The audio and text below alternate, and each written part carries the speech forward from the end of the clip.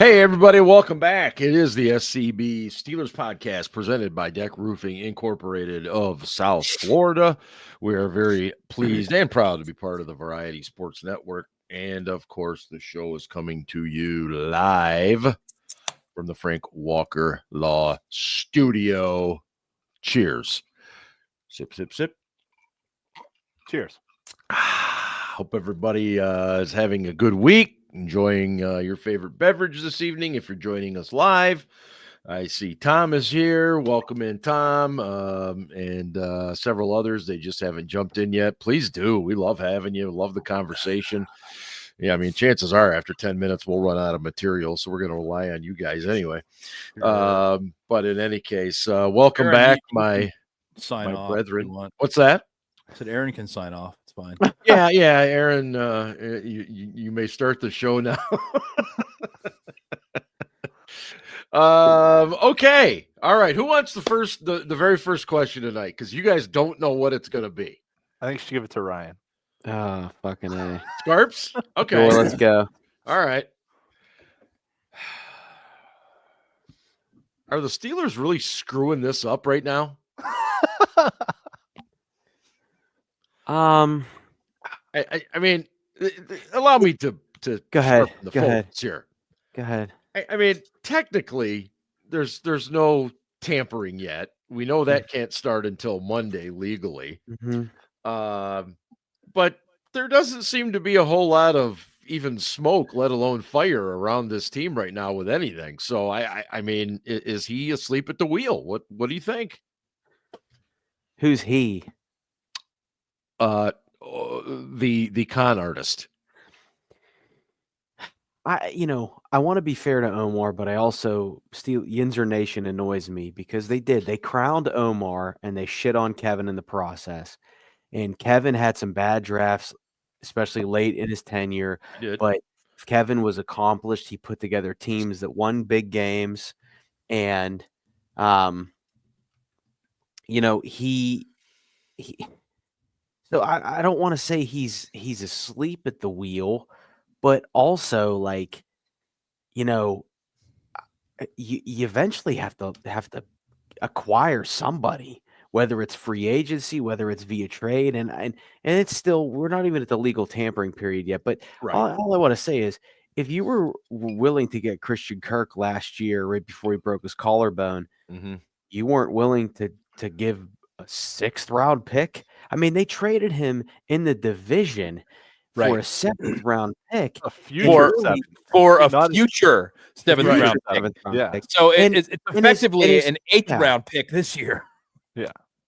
Which doesn't exist. Right. Yeah. So, I want to be fair to Omar. I like Omar. I don't think Omar's the greatest GM, and I don't think he's as great as everybody says he is. And I love Kevin, and I think Kevin was great, but Kevin wasn't great at the end of his career. But the biggest thing to me is that, this isn't even Omar. Like, Omar's not even doing his own PR propaganda machine. But I don't know how Steelers Nation, Yinzer Nation, was convinced that this was going to be any different than it has been, and it hasn't been any different than it has been. Are you saying different versus Kevin? No, I'm saying yeah, fine. Kevin, Art, and Tomlin worked together for almost 20 years, and now Art, Mike, and Omar are almost together for 20 years. So everybody that's like, oh, Omar's more aggressive, Omar's more this, Omar's more that, I call bullshit. They're the same voices in the same room, in the same facility as it always has been. And I don't know if it's Mike having more power or Art having more of a voice, but oh boy, I'm looking at a team that's promised change for a couple years now and hasn't done a damn thing. Now, and okay, Matt, I'm not saying that they should have traded for him. I'm not saying that, but I'm saying that, hell, if they were so locked in on him last year as we were told, then to me, it makes sense to trade for the guy now for a 7th round pick. They had a deal. Yeah, I admit I agree with you, Ryan. It just seemed odd, and especially for the low price that was paid for his services. I don't think they knew. I think they weren't keeping tabs on the situation. They didn't realize he was going to be traded to, especially, I mean, why would you think that the Jags would trade him in the division? I wouldn't have expected that. And you know, trading the guy for basically a Subway coupon and a bag of and a fucking danger chips, witch. You know, I was just like, okay, all right. I mean, that, yeah, you know, as Matt pointed out, the contract's not super attractive, but none of that money is guaranteed, right? So if you trade for the guy, you got to pay him a $1 million roster bonus in March. Yeah, in a few days. So that's definitely sunk cost. But at that point, if you decide he sucks, you can just cut him. It's not a big deal. It's not like you're obligated to keep the guy. And especially when we have 3 7th-round picks this year. And they weren't even looking for a 7th this year. They were looking for one next year. Right. That was the stunning part for me. If the Jags are going, well, we can get the Steelers 7th or we can trade him in the division, they're going to say, yeah, we'll just take the Steelers 7th. It's fine. Send him that way. So my guess is they didn't have any other offers. And the Steelers just were waiting for them to cut him. They were like, they're going to cut him. Nobody's going to trade for him. And go ahead. I'll go. I'm good. Go ahead. You're guys. fine. And I'll just point out real quick before I throw it to Ian is that is a classic kind of Colbert move to wait a team out and hopefully they cut the guy. And sometimes it works, sometimes it doesn't. Ian, are you surprised there hasn't been more chatter? I mean, it's been really, really quiet. It has been.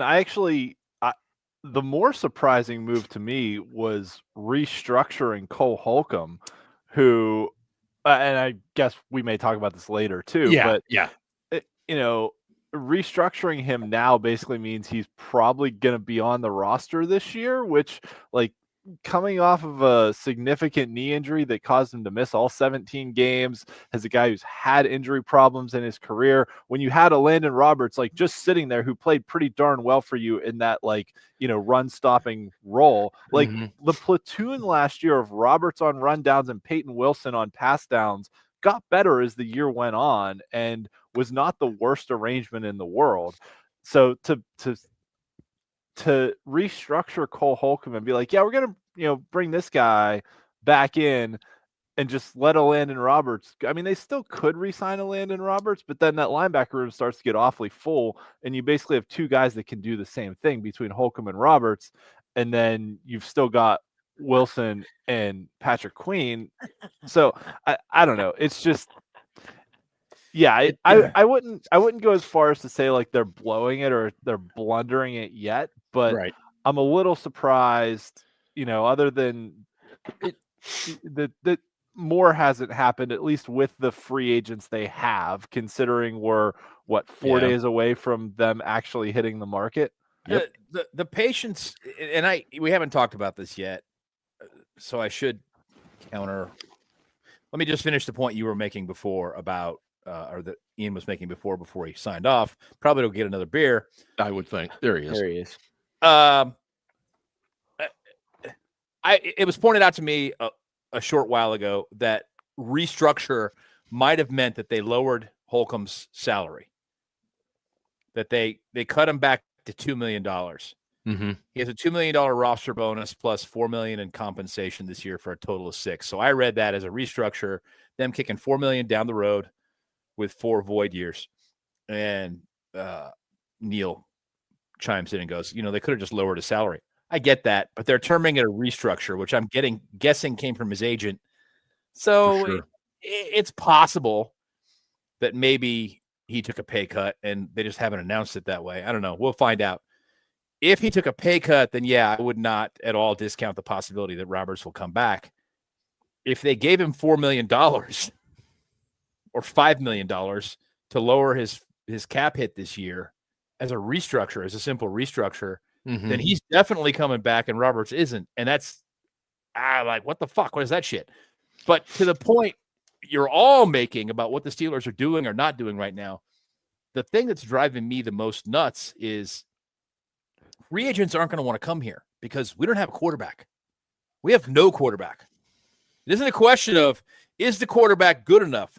We have no fucking quarterback. Right. None. It's Skylar Thompson. That's it.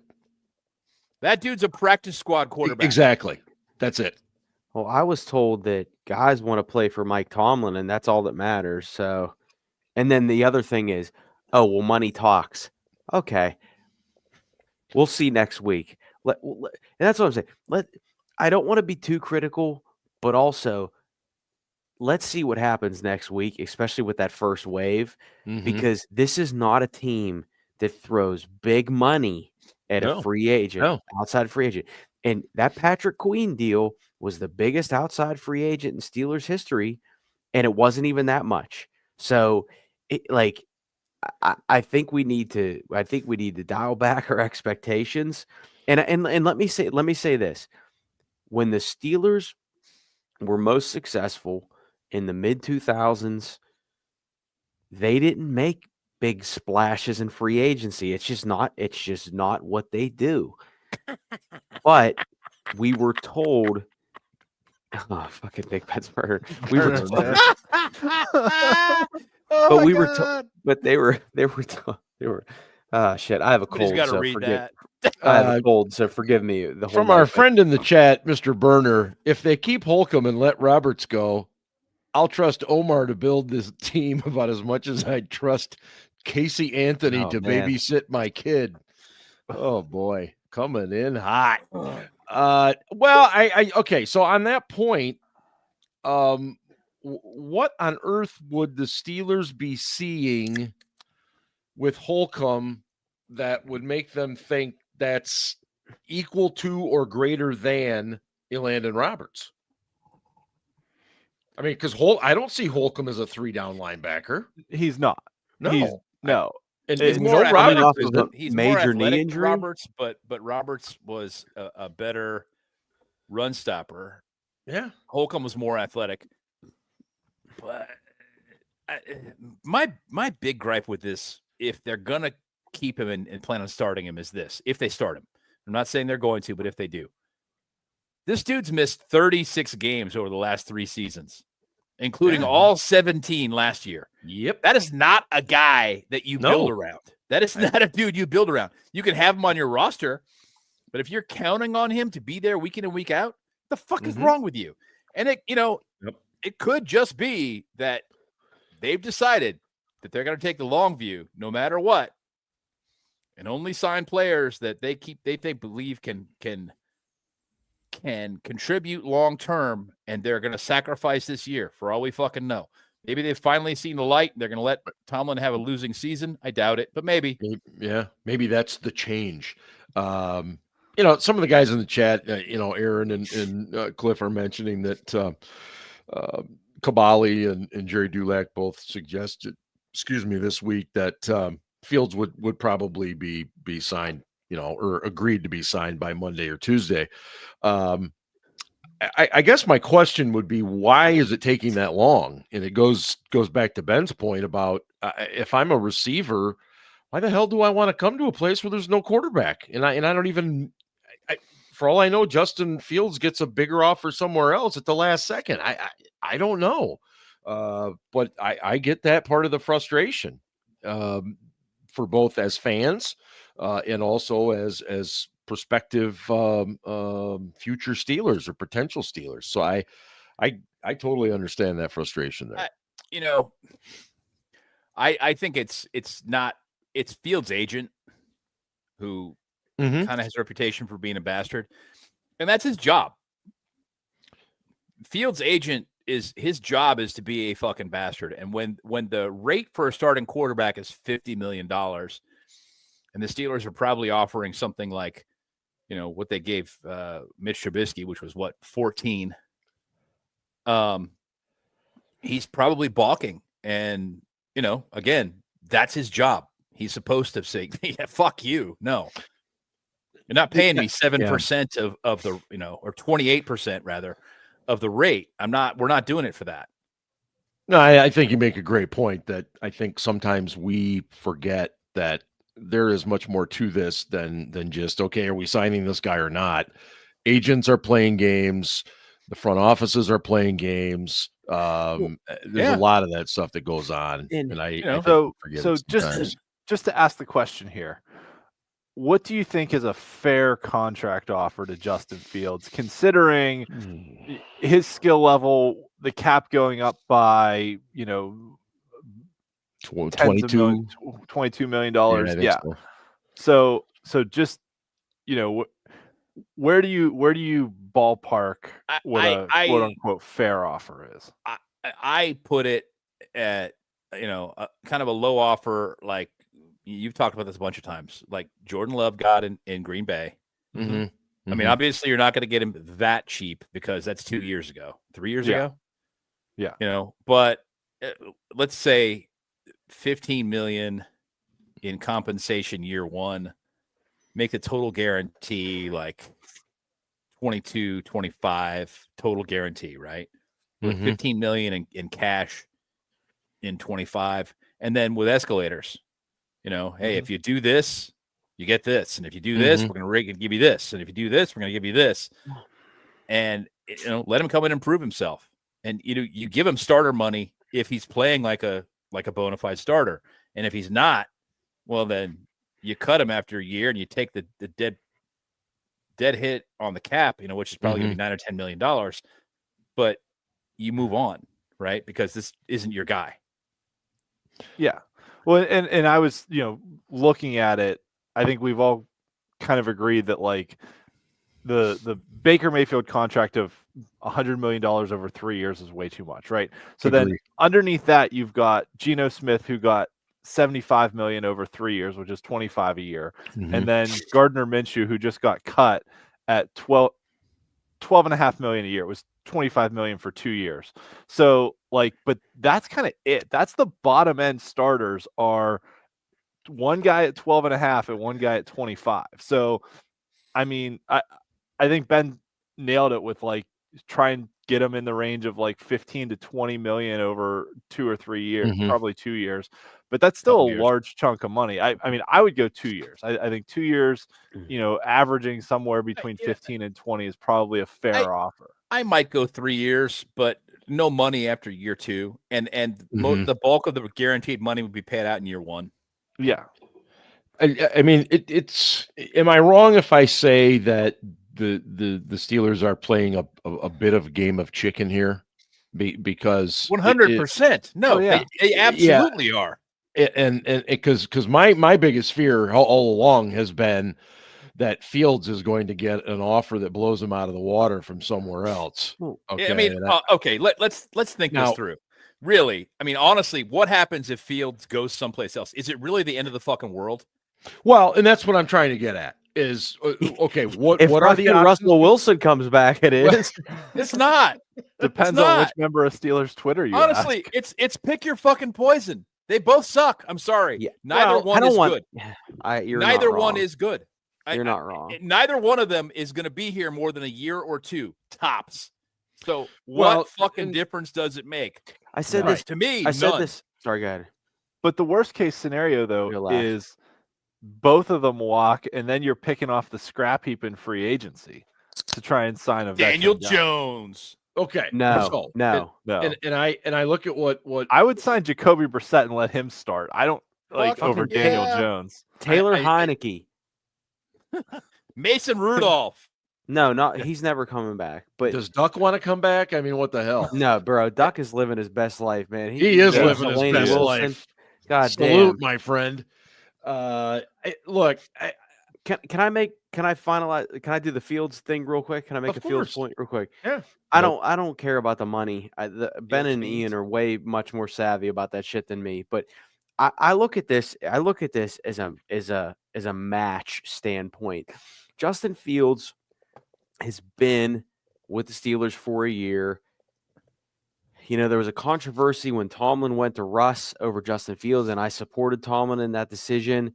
And, it looked like a good decision early on, and then it didn't. So if I'm Justin Fields and I'm not worried about money right now, and let's just say the New York Jets are going to offer me a contract, okay? I get to reunite with Garrett Wilson. I got a first-time head coach in Aaron Glenn, who was part of a staff that turned around the city of Detroit. Let's just be real about that. Truth. I have an offensive coordinator, first-time offensive coordinator, who was at Detroit, Tanner Enstrand. I think that's right. Close but enough. He was at Detroit, and I know what I'm gonna get out of Mike Tomlin, and I know what I'm gonna get out of Arthur Smith. So out of the moustache. So would I rather go to a team that believes in me and will build an offense around me, or do I want to just stay here and be limited in what I can do? And the reason I say that is because the average NFL career is 3.3 years. If you're a quarterback and you don't play as much, like, somebody like Kenny Pickett, Super Bowl champion Kenny Pickett, your career might be longer. But for Justin Fields, he's got that second contract and he's looking for an opportunity to start.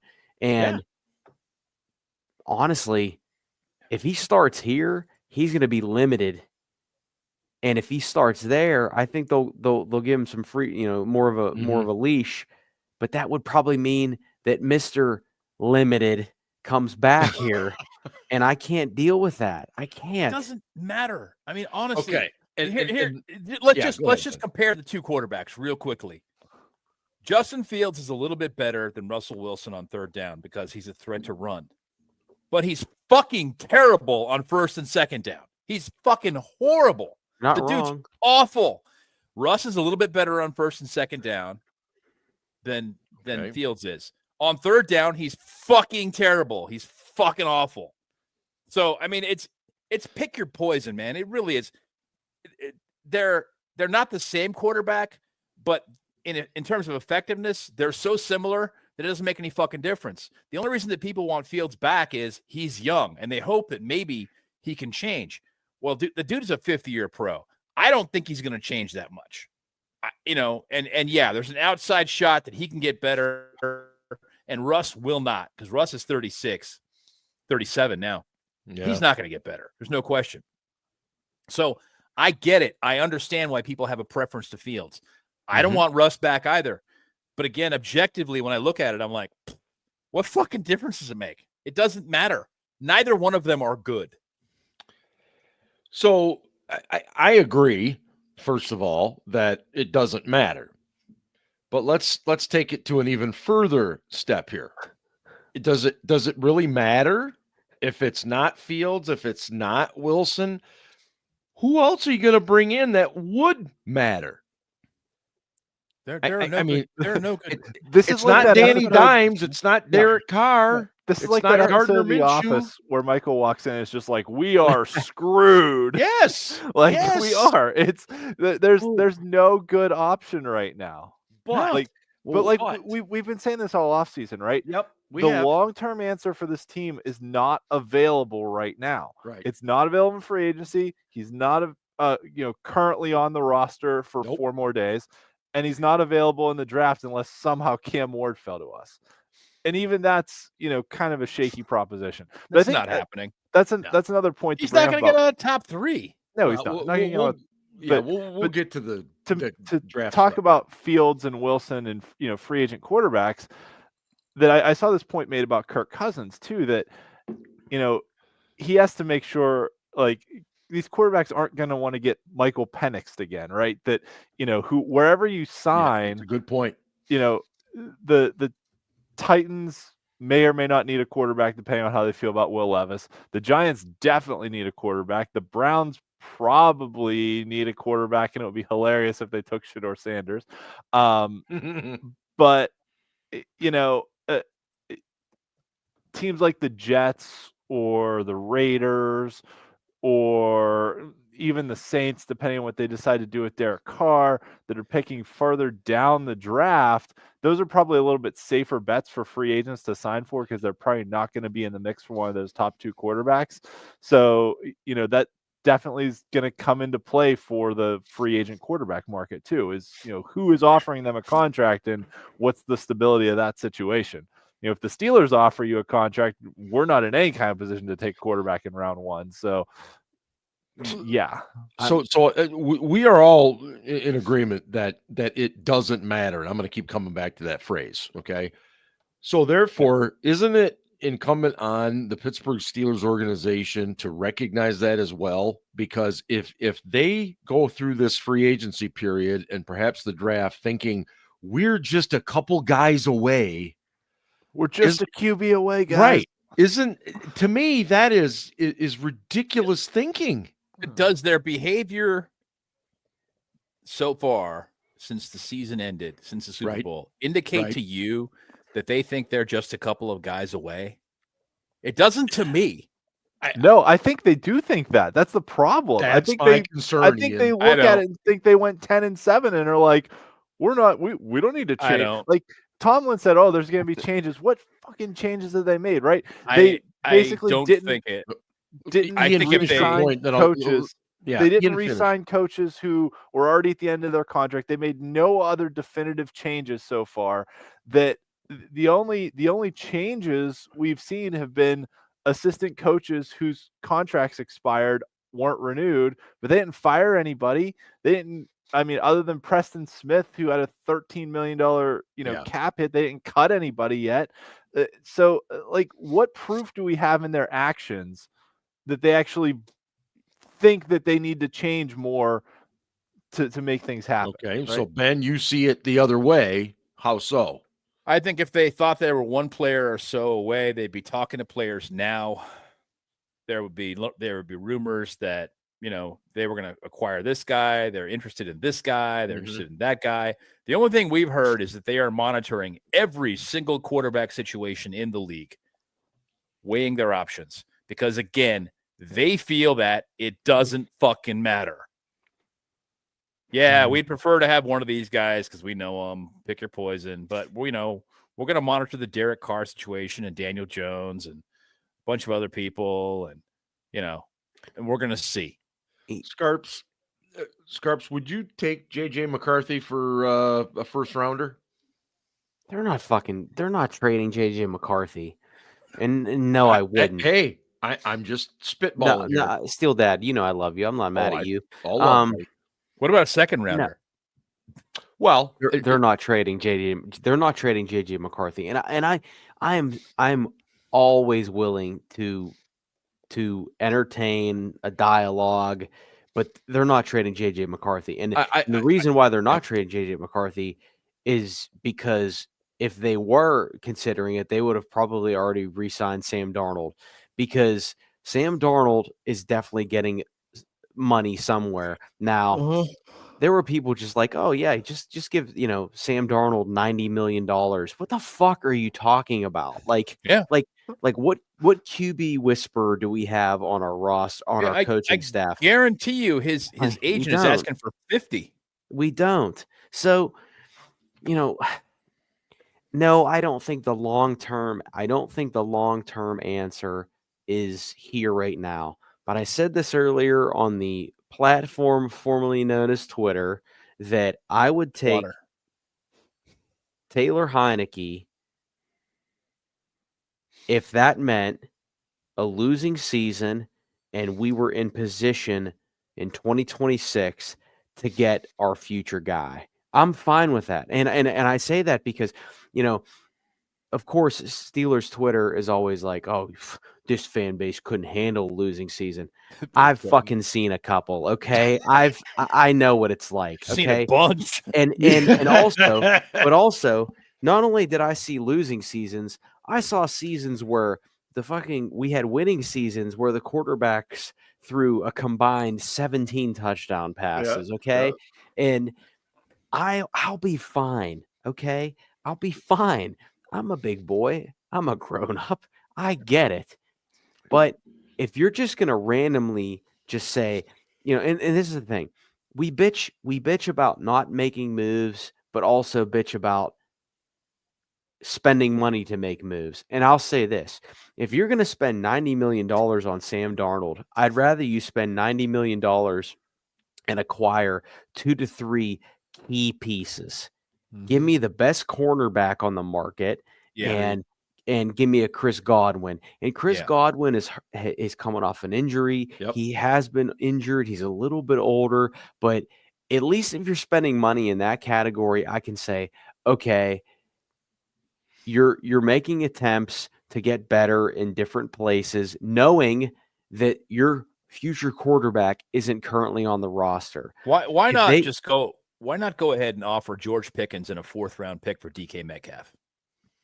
I saw that earlier, Ben, and I would do it. I would too, but he's not. They're not going to do it. I don't think so either. He's not going to want to play here.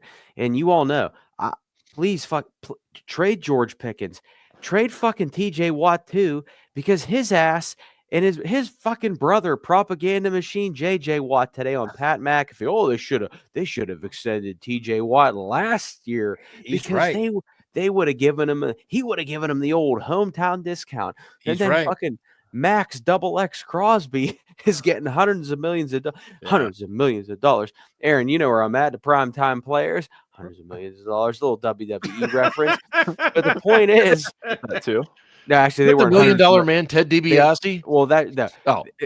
Primetime players are millions of dollars, not hundreds of millions of dollars. But they're gonna fucking sign TJ Watt to this massive extension. Yeah, and it's going to fuck them. And they're too stupid to see that and realize that. I mean, from my standpoint, JJ is correct because the rate just went up. Last year it was $34 million. You know. Fucking Bosa in San Francisco's got $34 million a year. Yep. Max Crosby, who's not as good a player as TJ, frankly, just got 36. Yep. But they play different positions. But you're not wrong. So let me make one. They both play edge. We talked about. Go ahead, Ryan. You finish, and then I have a point on. One quick. I'm not disagreeing with what JJ Watt said. I do agree if they were going to send him, it should have been because the price just went up. Yeah. I just find it funny that the Steelers are in this situation again with a guy that, quite frankly, has really never produced when it matters most. And then you got his brother, who's probably going to be in the Hall of Fame too. Yep. Advocating for him on a high profile, Pat McAfee show. That puts the pressure on the Steelers to retain him, and they don't want to have to deal with another Franco Rod Woodson situation. Yeah, I think they were going to anyway. That's going to cost them. I think they were going to anyway, but I agree with JJ. They should have decided, hey, we usually wait until the guy's in his last year, but we're going to make an exception because this player is, they did that once with Ben. Yes. He's got 2 years left, but we're going to go ahead and make an exception and do a deal with him with 2 years left, yada, yada, blah, blah, blah. And it was transparent. I mean, if all of us said, well, it's more security for Ben because if he does get hurt, he still gets the money, but it's transparent. They're basically saying, let's just do the deal now before the rate goes up because it's going to be even more expensive next year. Let's get it done. That's actually something the Eagles have started doing too. Yeah. They should have seen this coming, and they should have with the guy with 2 years left, they should have extended him because they knew they were going to anyway. And now I'm sorry. It's going to cost them what, 38 million a year on a 3-year deal? Fuck. And let's call a spade here, that the 49ers really fucked the market up for edge rushers because they did. When they signed Bosa to $34 million a year, that was $6 million more than the next highest paid guy at that position. This is like the Joe Flacco contract and the Deshaun Watson contract all over again, just for edge rushers. And we talked about this on the show last year when they did that we were like, they really screwed the market at this position. Usually when you make the guy the highest the highest paid player at his position, you're like, okay, maybe we'll go 500,000 or $1 million over the current highest paid guy. Small amount. You don't go 6 million over. You don't go from 28 to 34 million. I don't know the percentages on that, but right. It's almost 1/7, right? I don't know, whatever. Like you don't go 14% higher. 34. Maths is hard. And actually, Ian's pretty good at the math. I'm surprised he admitted that. Yeah, I think he's had some beers. I've had a few drinks here. Yeah, it's 21%. Here's two. They went. Oh shit! They went Very 21. Nice. I calculate. They went 21% higher than the next highest paid guy. So now, like TJ Watt had been when he signed it, it was the highest average per year. Slightly over 28. And then like Brian Burns and Josh Allen got like, slightly higher than TJ by like, a couple dollars. But now you're going to have to. Bosa's agents went in and compared him to a quarterback and said, this guy is effective. And yeah, the 49ers fucking bought it. I mean, God damn. Well, the 49ers, the 49ers also had Brock Purdy on a 7th round pick contract. Yeah. That's going to come home to roost this year too. They also have a general manager who was a former defensive player. He was a strong safety. True. Okay. And he may look at it from the standpoint of, that's true. That's right. He really, I know he's a defender, but he really is that valuable. He's just like a quarterback to us. Yeah. So the only other thing I'll say is, the last time they paid TJ was when he was in quote unquote his prime, like his age 27 season. Mm-hmm. Now that he's 31, you could the Steelers' negotiating point here is, TJ's going to say, I want to be the highest paid defensive player in the league. I want to be, highest paid at my position. Steelers could say, hey, you're coming off your lowest sack total since your rookie year for when you played a whole year. Throw out the year that he was injured. Like, we'll agree to throw that out. But, his lowest sack total since his rookie year for a full year. And you're 31 years old. So we're gonna compare you to other guys in their 30s, not the 28-year-old Max Crosby or 27-year-old Nick Bosa, who signed these $34 million deals. So that's probably where the negotiation comes in. Where I agree. Point is, but this is one where both sides have valid points that they're making. And we'll see what happens. Let's not forget last time TJ Watt's contract was up, the negotiations went on for a while, and in training camp, TJ just old inside holdout or whatever they call it. He did the inside holdout, but then he basically walked into Khan's office. He basically walked into Khan's office and was like, "Look, I just want to play. I just want to play. Let's get this thing done and sign." Sounds like my last trip to the strip club. No, he went into Art's. He went into Art's office, right, and did that. Right. Yeah, and jumped up on the table and said, "Art, I love you," and I want but don't forget, like his agent was pissed at him because his agent was like, "You should have held out for more money." He's like, "I just want to fucking play. Let's get this done." Yeah. So I want to play, but not do anything when it matters. Oh, I'm such an asshole. Damn. I don't care. I think it's a little harsh. I'm like Ricky Gervais. I don't care right now. Let me just throw this out there, and I didn't really intend to get into this part tonight, but I will. I'll ask it. What's the worst thing that happens if they trade TJ Watt? They go 9-8. that 9-8's the worst. 8-9's the worst case scenario. Well, this year. I mean, because you're going to get a fan base that's going to be apoplectic, right? The majority of them, whatever. Apocalyptica? What the fuck had some drinks. Don't tell me. Battlestar Galactica? Hold on, Apocalyptica is a really fun band. They're 4 cello players that play Metallica music. If you've never listened, you're right. If you've never listened to Apocalyptica. Yeah, I'm good with skipping that. Thanks. Oh, for God's sakes! It's quite fun.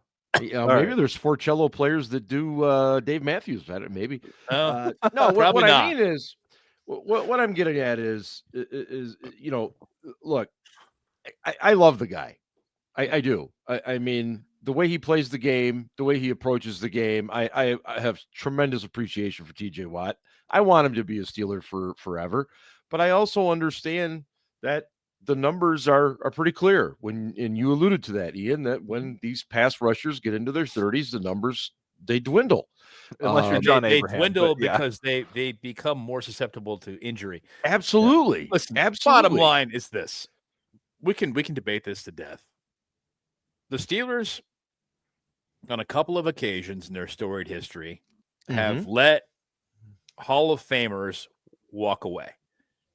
Yep. Okay. Ryan alluded to this before with Franco and with Rod Woodson. And Dan, the difference though, Ben, is Franco was basically towards the end, whereas Rod had some years left. No, Yeah. Franco was at the end. Yeah. Oh yeah. He played half a season in Seattle and he was done. Right. Okay. Woodson had a lot of years left and kept going, and yeah, that sucked. Yeah. But Dan talked about it a bunch of times, how he really regretted the fact they let Woodson leave because it wasn't a lot of money. They thought they had a deal with Woodson.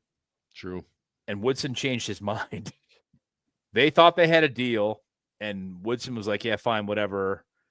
And they were going to announce it. They'd already scheduled a press conference, and Woodson changed his mind overnight after he thought about it. He was like, nope, not doing it. And then went to the 49ers for 1 year. And then, it was the Raiders, the rest. wasn't it? No, it was 49ers. He went to the Niners first and then the Ravens. Niners, Ravens. wasn't- Niners, Was it? Niners, Ravens, Raiders. Oh yeah, that's right. Yeah. And Dan talked about how he really regretted letting Woodson leave. They're not going to let TJ leave. I don't think so either. And basically what it's going to come down to is the fact that TJ is going to have that leverage, and they're going to end up paying him what he will accept. Maybe not what he's asking for, but what he will accept to stay for another few years. And then, maybe they'll pay him a little less. I don't know. Maybe he'll retire. Maybe it'll be like JJ, where he's like, yeah, I'm done. I'm beat up. I'm done. Not going to do this anymore. Yeah. Yeah. You know what I mean? But they're going to pay him. It's happening. So we should all just suck that up and accept it. Suck it up and move on. Let's move into the free agency stuff.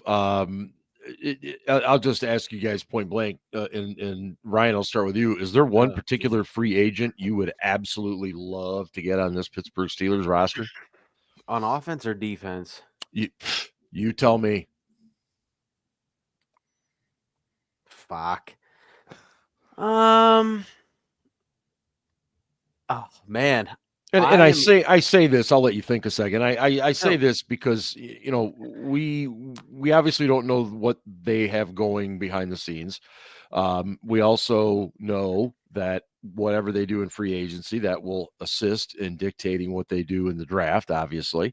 So I think a lot of us are looking at, they're going to add a defensive lineman. Well, maybe they'll add a wide receiver in free agency. Well, maybe they'll, then it goes from there. Yeah, Steel Dad. That was Steel Dad. I appreciate you because I knew you saw that I was struggling and you fucking stepped in like a great goddamn host that you are. It's the fucking teacher Host with, in me, man. Host with the most, babe. Thank you. This is going to be a deep cut, but this is a guy I've been really focused on.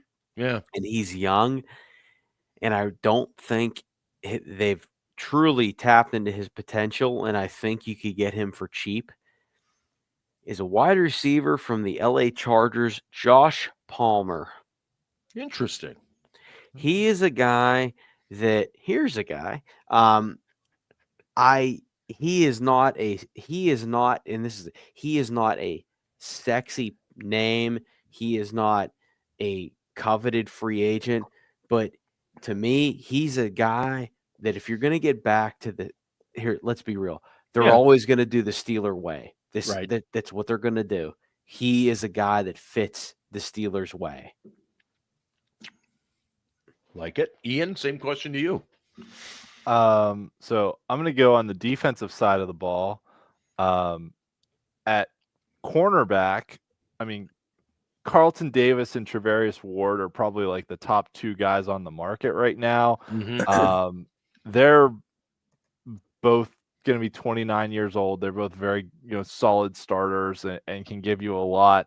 But the two guys I've kind of had my eye on are Byron Murphy, who played for the Vikings. We really liked him in the draft coming out of Washington. Yep. And then DJ Reed from the Jets, who played opposite of Sauce Gardner. So saw a lot of targets and was pretty good last year too. So one of those two guys I would not hate plugging in opposite of JPJ, and Murphy has some ability to play both the slot and outside. So I kind of like that versatility too.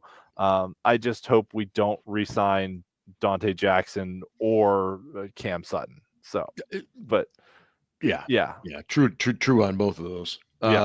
Ben, what do you think? You got one guy in mind? Again, going with a corner theme. Charvarius Ward. I mean, that guy would be amazing if we could get him. I mean, that's if the top they of the can get market him, deal. Yeah, for sure. It's going to be a market deal. I agree with you. But they seem to be interested in signing the guy, and they certainly have the fucking space. Or Kendall Fuller. I like Kendall Fuller's just, but no, you're not wrong. I don't hate that. Kendall Fuller, he's a little, he's a bit scrappy, which you kind of need. You need a little bit bigger corners in this defense, and I think that's one of the reasons that Jackson couldn't stay healthy. He's a little guy, and he got to the point where he was starting to get a little gun shy about tackling because he had so many fucking back injuries. Yeah, and that's obviously when the back starts going, you get even more gun shy. But Richard brings up a good point in the chat. He was talking about Faneca not being a Steeler for life, which hurt my soul a little bit. And he talked about Faneca brought it up in the media, but also Cam did too. Yeah, and he's absolutely right. And Cam has had many more platforms to be able to do that, and even in 2006, right? Is that when Faneca went to the Jets? Or 2007? 2007 was Tomlin's first year. 2007, Faneca went to the Jets. And Faneca left, and so did Joey. Podcasts were not what they are. They're definitely not the Steel City Blitz podcast. I'm damn just saying. Straight, my man. But the point being is that players get punished in different eras for saying different things. So, Richard, I appreciate you bringing that up. I don't think that Faneca wanted them to extend the guaranteed money beyond the first year. And that was back in the days when the Steelers, even for Ben, they would only guarantee the money in the signing bonus. That was it. They're 15 years later, 20 years later. Eventually they moved past that. But I mean, it took a long fucking time. And void years. Remember the first time they used void years? We were all like, "Holy shit! Right, this is amazing." That was my god, they've joined the modern era. I mean, that was back in the day when they would not do guaranteed money, anything beyond the signing bonus, but they had rolling guarantees built into contracts so that guys would, it's a practical matter, all that money was guaranteed. But Faneca was insisted upon it. He wanted $20 million guaranteed. It was like, no, it wasn't that much. I'm getting ahead of myself. It might have been $8 million or something, and I think they were going to guarantee him $4 million. And then, his salary would have been $6 million or something, but he wanted guarantees beyond the first year. And they were like, well, we don't do that, but we want you to stay. So here's what we'll do. We'll build some rolling guarantees in. And he was like, no, I want this much money fully guaranteed. And they were like, nah. What to Ben's point, though, the only time they used void years was in 2020 when there was the flat cap year. They haven't used void years since then. That is true. So that was the COVID year, right? Yeah, that was the COVID year when the cap was flat and didn't go up, and they were like, and they were trying to do one more year with Ben to try and make a run and all that stuff. So they gave Ben some void years, they gave Juju some void years, and they gave Ben a pay cut and some void years. Any let me keep it back on the free agency. Any chance that they sign Milton Williams, defensive tackle from Philadelphia? That guy's getting That'd a be top of the nice. market contract. Dude, Probably you not. think he's priced his way out of our Fair And City? defensive tackles are fucking expensive, man. They are. 22, 23 million. So would you guys agree that if they do go free agent defensive lineman, it'll be more mid-level, and then they'll try to rebuild through the draft? I think they're definitely looking at D linemen in the draft. I mean, you saw what they scouted at Senior Bowl and other stuff. I think what they really should do in the draft is there's some guys that can be had in the second or third round that could be pretty good interior two gapping nose tackles, and you can move Keanu Benton to end, and which would be wise. Yes. Yeah. So then, I mean, Benton can play nose, but he's not as natural a nose. But you can still play. You can play Benton and Cam together in a nickel, where two down linemen set. Honestly, Cam's a better nose than Benton is, but yeah, the problem is you need Cam at end to make that defense run. You need a guy who can play nose as well as Cam and also Cam at end. So it just doesn't work. Yeah, you can't clone Cam, and Larry Ogunjobi gives you stuff sometimes, but sometimes he just totally disappears. Yeah, so exactly. You guys a little surprised he's still on the roster? Yeah, he has a roster bonus coming soon. Right. He doesn't make that much as defensive tackles go. So I'm not really shocked, but I just I don't know. The other problem at defensive tackle is, on the roster right now, Benton is really the only guy who gets minutes who's under 30 years old. And most of the free agents in the class right now are over 30 years old. So you're just perpetuating the problem if you go and sign a free agent on the D line. They really need, especially when you got a draft class that's this good. They really need to spend 2 draft picks on D linemen, like a first and a or second and a seventh or something like that, just to restock the room with more young guys. And I know they drafted Logan Lee last year and he was on IR all year, but they need some younger guys in that room. I was thinking a first and a second and a fourth. I mean, last year. Last year they took you're saying a day one and a day two. They took offensive linemen last year. They took O-line last year. First round, second round, fourth round. Yeah. That was a whole lot of O-line. And I have to wonder, given Andy Weidl's tendencies, if they're not gonna go real heavy on defensive line this year, I think it'll be at least 2 picks. I mean, I'm all about building through the trenches. You guys know this about me, so I'm fine with that. But I'm just looking at all the other needs that they have, and I don't know if they can spend a first, a fourth, and a seventh. Because you need a running back, you need a wide receivers, you need a quarterback, you need they just have so many other needs. Where I'm I don't know if you can afford this many on D line, but they've got to add youth to that room. Aaron is beating the drum for Joe Milton. Why? Look, here's what happened. Milton we talked about Milton a lot last year. Here's what happened with Joe Milton. Joe Milton played in a meaningless football game against the Buffalo Bills backups, and he looked pretty decent. And so, therefore, everybody's all on him. I saw him at Michigan, at Tennessee. The dude's arm is ridiculous. Mm-hmm. But when you don't always know where you're throwing the ball, that doesn't mean jack shit. You know who has a really strong arm? Justin Fields. Well, also. And he sucks. Yeah. Now, to Aaron's point, if we end up in that doesn't matter situation where Russ isn't available and Fields goes elsewhere, then sure, fine, go ahead, because it doesn't matter. Trade for Milton. But I don't trade anything for a player that I don't trade anything because I need players I can develop.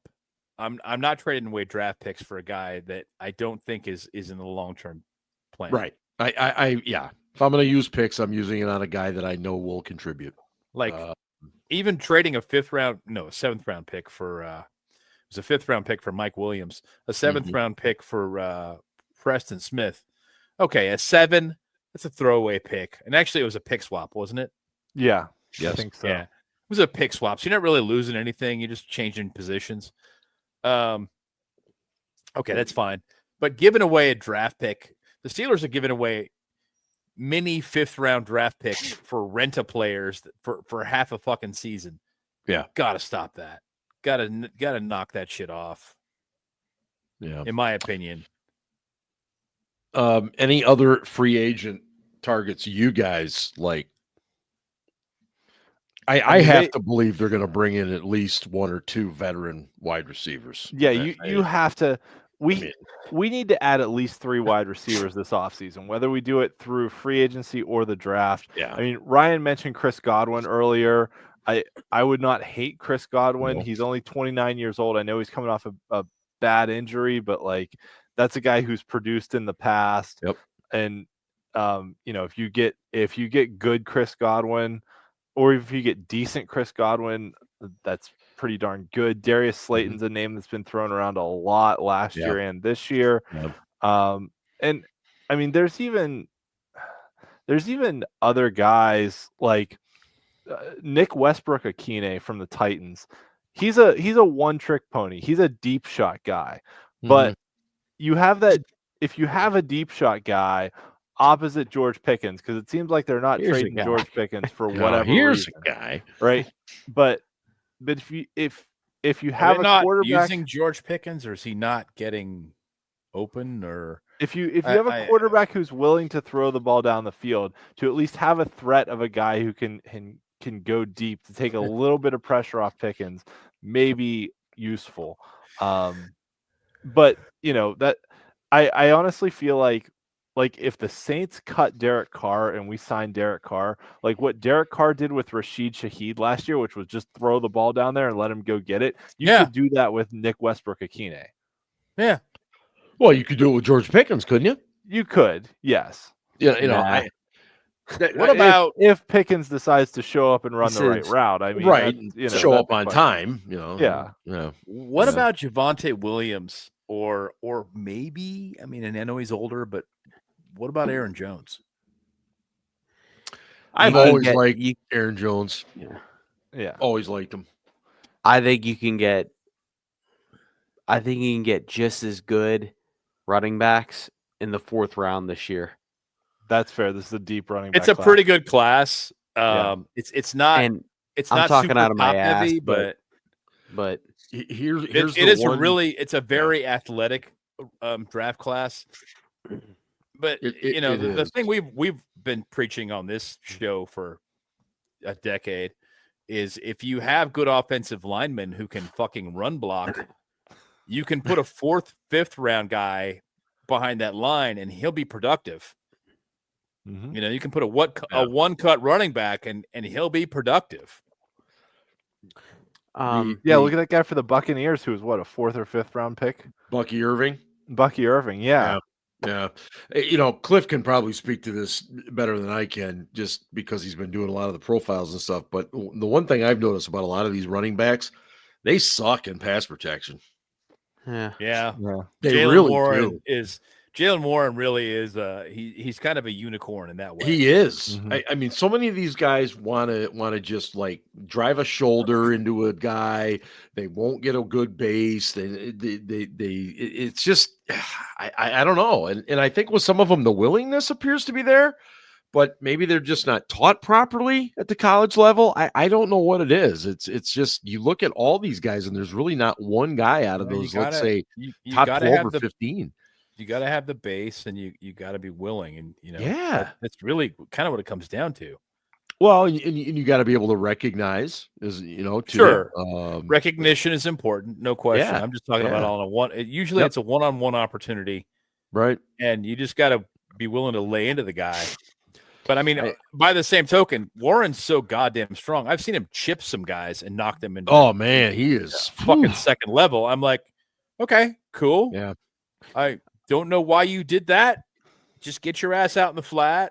Honestly, if we didn't have Jaylen Warren on RFA, restricted free agent tender, I'd be all in on going after Kenneth Gainwell, because that dude reminds me a lot of Mewelde Moore. That he can do a lot of that third down scat back kind of stuff, but also he can step in and give you, like, if your starter gets hurt, give you, 10 to 15 carries a game and be okay. Like, Gainwell is not Saquon Barkley, but no, he could step in easily for a team and start a game or two if the starter was hurt and probably be okay.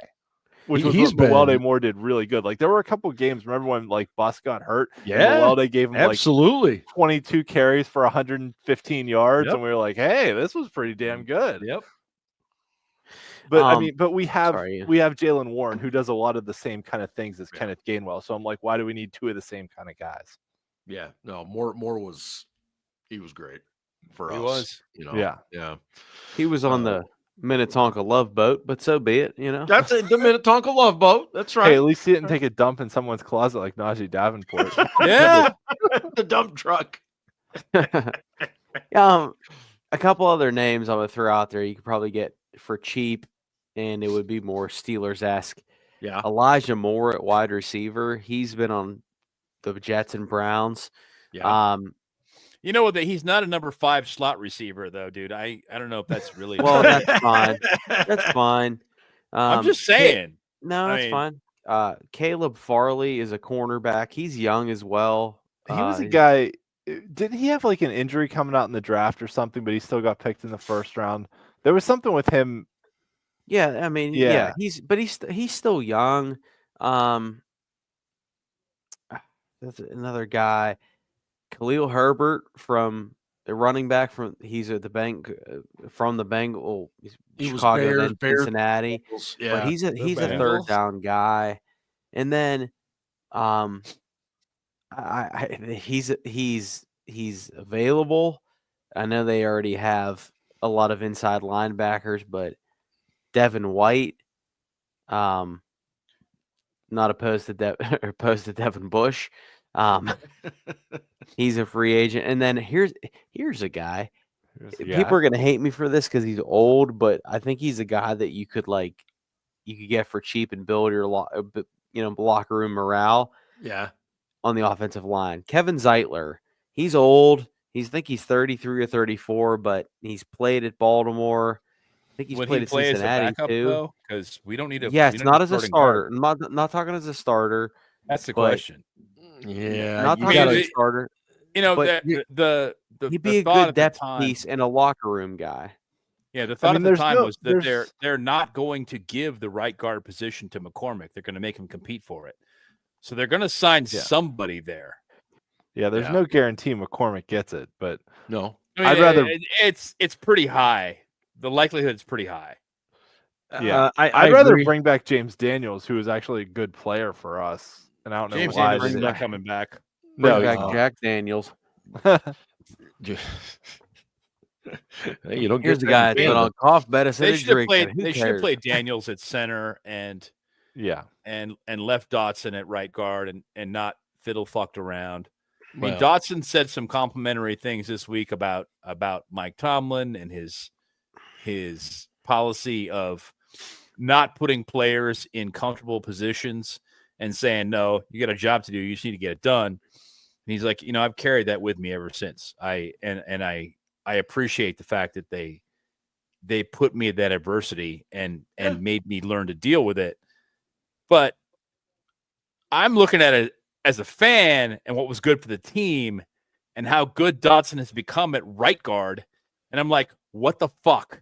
Right. Why didn't you play him in his natural position, you fucking morons? Zeitler, by the way, is 35. I mean, Kevin Zeitler. Yep. You can still play at 35, especially if you don't have to play every game. Yeah. Yeah. Aaron Jones, who you guys mentioned earlier, he's 30. He's 31 or will be. Yeah, but again, you pair him with Warren, then maybe you take a little bit of the wear and tear off of him.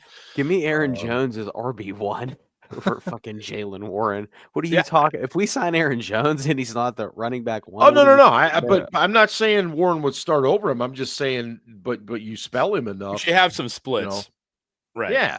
Yeah, absolutely. No, I like Aaron Jones, but I'd rather have somebody younger. Oh if, man, if at all possible. But getting Jones in there would be fantastic. No, I'm totally agree. The thing is, you probably have to pay him similar money to what you were paying. You refused to pay Najee. And you know what? I bitched about him. I'm drunk. It's late. I'm sorry. I'm not. But as much as I bitched about Najee, they could have just had him for one extra year for cheaper than the fucking market value, and he's gonna get money somewhere else. Okay, he's gonna get money somewhere else, but does that mean anything? I mean, honestly, but as much as I bitch about like the 1,000 yards, like he's available every fucking not game. Effective every fucking game. I understand that he's about as explosive as me when I have Taco Bell, which is once every 4 months. Yeah, so, dude, he's just like yeah. What's funny is I get it. I get what you're saying. When Scarps said a minute ago, I'm drunk, I'm sorry, but I'm not. I was like, yeah. As soon as he said he was sorry, I knew he was lying. But I deserve that. But as far as Najee goes, it's time to move on. It really is. It's time to move on. This team needs home run hitters. Yeah. We need somebody who's a fucking threat. And Najee ain't it. Scarps, I get where you're coming from.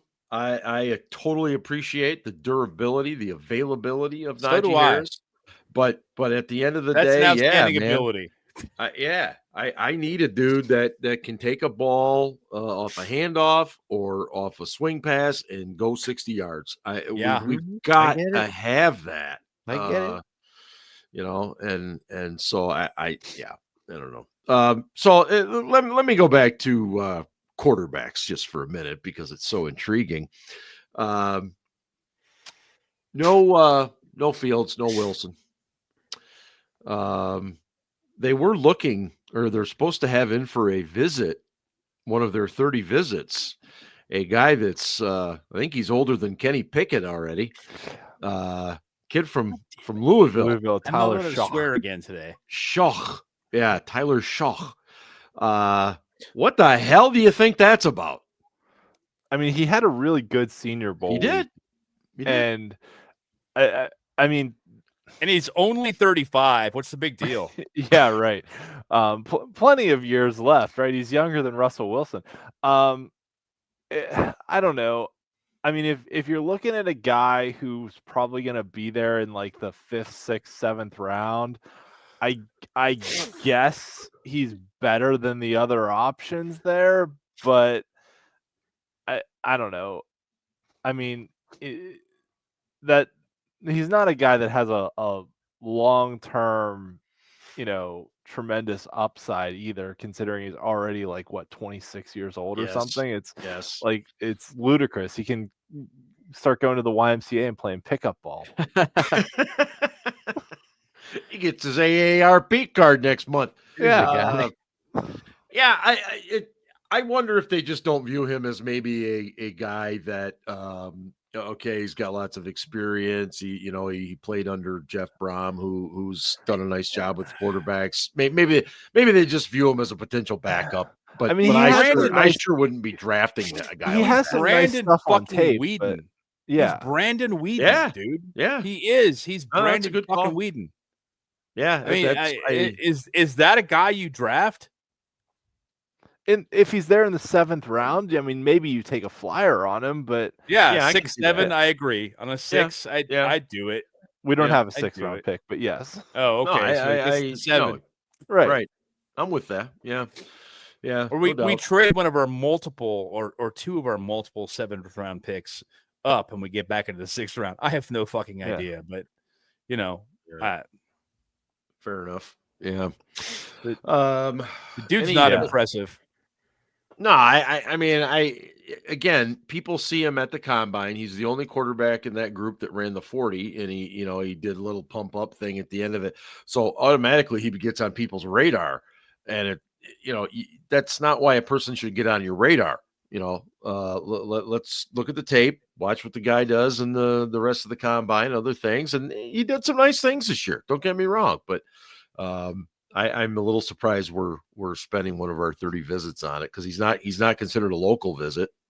No, but remember too, I mean, they'll spend their top 30 visits on some guys that they might either A, want to have their own medical people check out, or B, consider as maybe undrafted free agents that they might want to bring in after the draft too, to kind of get to know them a little better too. So always vetting. Not all the top 30 guys are like first, second round guys. It's a mixed bag too.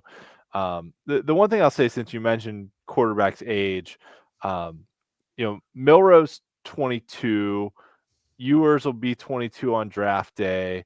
Kyle McCord is 22. Will Howard's 23. But then you got like Shock, who's 25 and going to turn 26 in September. So yeah, there's a big difference there. Like if it's me, if I'm rolling the dice on a mid-round quarterback that's probably gonna be a career backup, I'm taking a guy who's younger, who has some potential to develop, more so than a guy who's already going to be 26 years old. I mean, Justin Fields is younger than Shaw. Right, exactly. Is that how you say it? I mean, Shaw. Kenny Fields. Shock the monkey. Kenny Fields Pickett is younger than. I mean, why? This dude's not young. He's like a fourth-year pro as a rookie. I mean, right? Jesus. So the problem with older players is they're so much closer to their ceiling, right? Yeah, absolutely. This is what you're getting. This is as good as the guy is going to get. That's the same gripe I have with Fields now. It's like he's a fifth-year pro. He's not some fucking rookie like Steelers fans seem to think. He only had 6 games. That's bullshit. He's had a whole fucking career. He's had 4 years. But he is only like 25 years old, so there is some, But he's had 4 years to impress people. This is what he is. Yeah. So before we turn over to Casey Kasem here shortly, I want to know right now what you guys have as a prediction for this coming week free agency. Oh shit. Okay. Who do the Steelers sign to be their starting quarterback for 2025? I predict anger. Well, I think you're going to get that regardless. Yeah, I think you're going to get that regardless. I predict that Steelers Twitter is a fucking dumpster fire. Well, that's a pretty easy prediction to make. Fair though. The one team, if I'm looking at Fields and thinking it's a no-brainer, I'm getting Fields. One team that does concern me a little bit that could jump in there, not the Jets, the Raiders, because Chip Kelly's the offensive coordinator there, and he knows how to do things. Sweep motion mobile. shit. Yep. Yeah. He knows how to do things with mobile quarterbacks. Just a thought. You mean Pete Carroll's not going to get the band back together and sign Russ and Tyler Lockett and trade for DK Metcalf? Ian, maybe. I don't know. Maybe. In any case, Scarps, is Casey Kasem available tonight? Well, we didn't say who we think is going to be. Yeah. Oh, I'm sorry. Go ahead. I was jumping the gun. Sorry. Who do you think will be the guy, Scarps? Oh,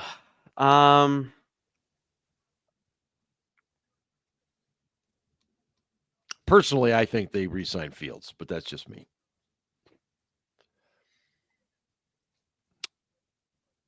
I'm going to say this. I don't think it's going to be Russ. Agree. If it's not Fields, I think it's going to be.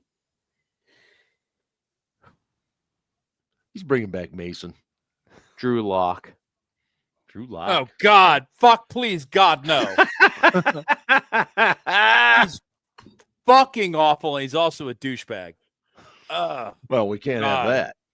We already got enough of those guys. Right. I mean, I already have enough reasons to hate our quarterbacks. Don't give me Drew Lock, please, God. Well, then, Ben, who do you think they sign next week? Well, I think that I don't know if you guys noticed this, but after there was some initial chatter and everyone was sure it was going to be Russell Wilson because some unnamed, guys that will go unnamed on this show, tweeted it out, went like, yeah, I got some bad news. It's going to be Russ. This is like the supreme source, and this is the guy, as though he got it from fucking Art himself. Fucking douchebag. After all of that went down, and I did confirm there were some conversations with Russ, but after that, it shut down completely and it became very quiet. And Russ's camp wasn't talking about it anymore either. Like, they're not talking about Russ's desire to come back to Pittsburgh even. I haven't heard There is no chatter at all. Nothing. Which pretty much tells me, it confirms what I was told, which was that there was an offer made to Russ, but that it probably wasn't to his liking. And that maybe he might have even been offended, disrespected,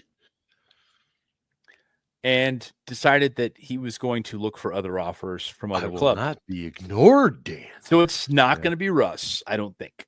I'd be shocked. I think it'll probably be Fields, but alternatively, God, all the options suck so bad. Yes, I honestly, if it's not going to be Fields, I'd be okay with bringing back Mason Rudolph for a year, even though he sucks. He ain't fucking coming back. And just dealing with it. I know he's not. But alternatively, maybe Daniel Jones. I don't know. All right. Very good. Ian? None of the options are good. They all suck. Yeah. Yes. There's no doubt about that. I think they're going to wind up slightly overpaying Justin Fields. I think they're going to get desperate on like Monday afternoon and be like, we can't go into free agency with no quarterback. We have to sign someone. So I think they'll wind up Sunday.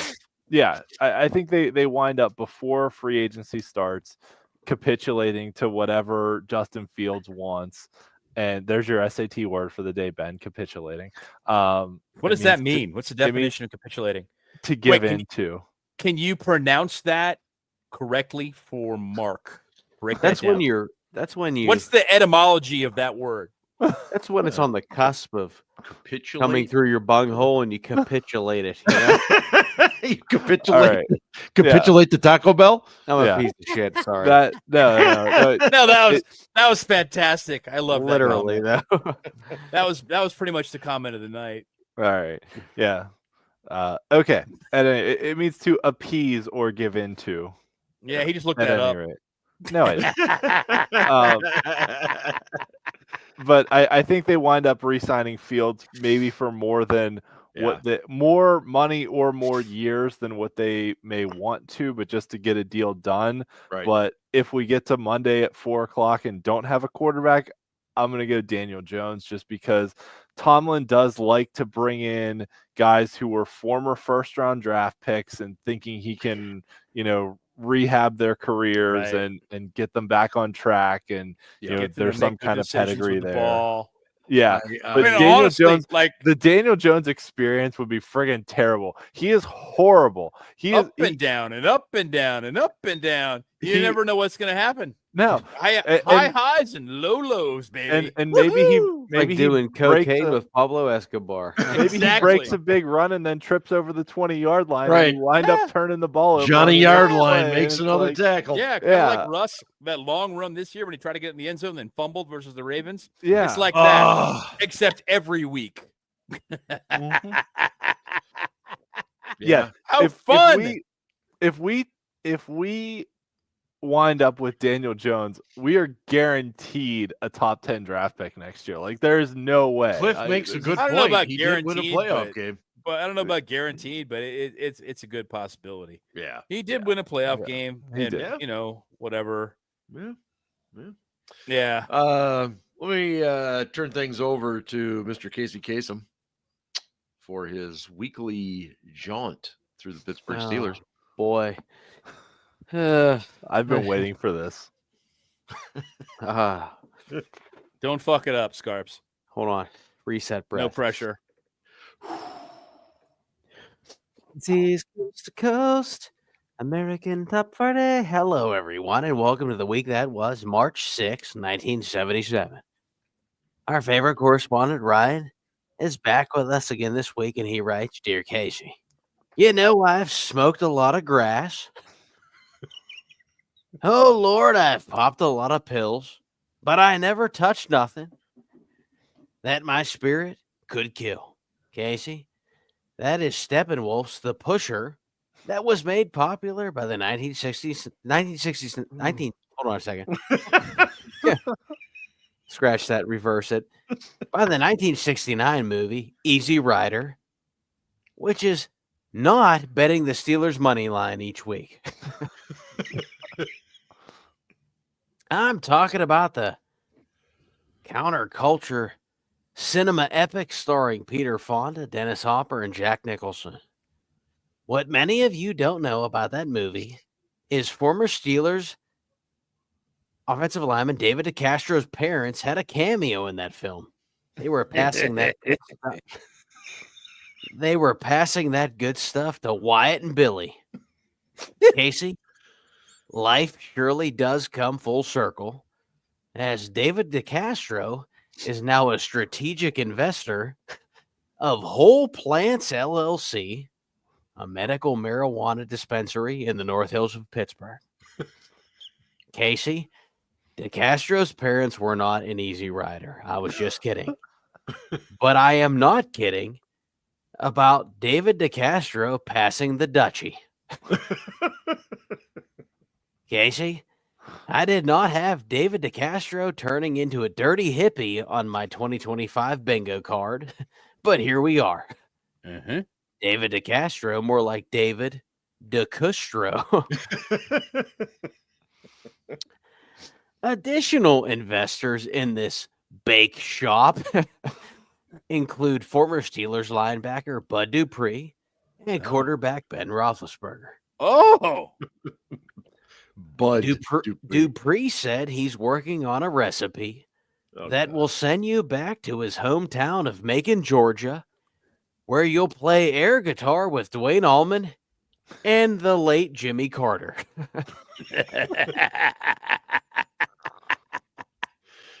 Roethlisberger is working on 2 weed concoctions named Lake Tahoe Treats and Milledgeville Madness. God. Oh, my God, dude. And there it is. I was told Roethlisberger also served as the lead architect for the weed shop. His specialty was bathroom design. God! Man. Oh, man. Wow! Oh, What's wow. from? What's from? Casey, it's fitting former Steelers are opening a weed shop on McKnight Road. If you don't remember, in August of 2014, Cheech and Chong, excuse me, Le'Veon Bell and LeGarrette Blount were charged with marijuana possession after being pulled over on McKnight Road while listening to the Doobie Brothers' Long Train Running, even though their dumbasses were supposed to be on the team plane.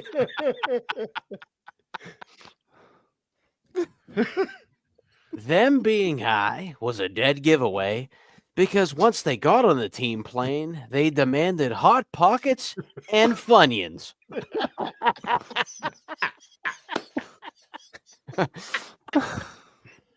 In all seriousness, Casey, I wish DeCastro, Dupree, and Roethlisberger well in their new endeavor. I hope they fly like an eagle. Oh, Ryan, keep your feet on the ground and keep reaching for the stars, and keep your radio tuned right where it is. Up 1 spot to number 2 this week. Speaking of Najee Davenport, here's Steve Miller with Fly Like an Eagle. Well done. Well done.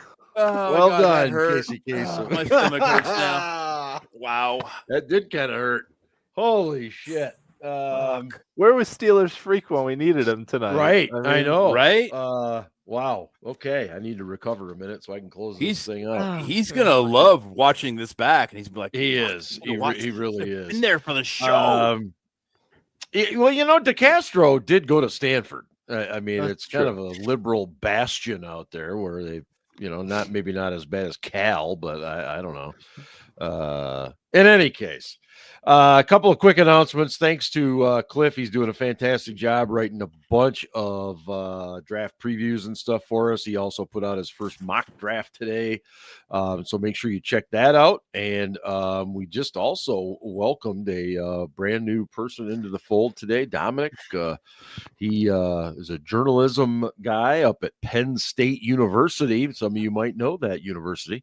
And he just literally came aboard tonight. So look for some of his stuff coming real soon. And thanks to everybody, as always, that was in the chat. We absolutely love having you guys. And thanks to everybody who watches and listens on your own. Continue to like and subscribe. We would love to keep pushing towards 500 here and beyond and all that stuff. So for all these guys, this is me signing off, and enjoy the free agency mess that's about to happen starting this weekend and on Monday. And hey, don't forget, kids, go Steelers. Ravens suck. I'm sorry, I'm still laughing. That was really hard. Same. Yeah, same. That's what she said.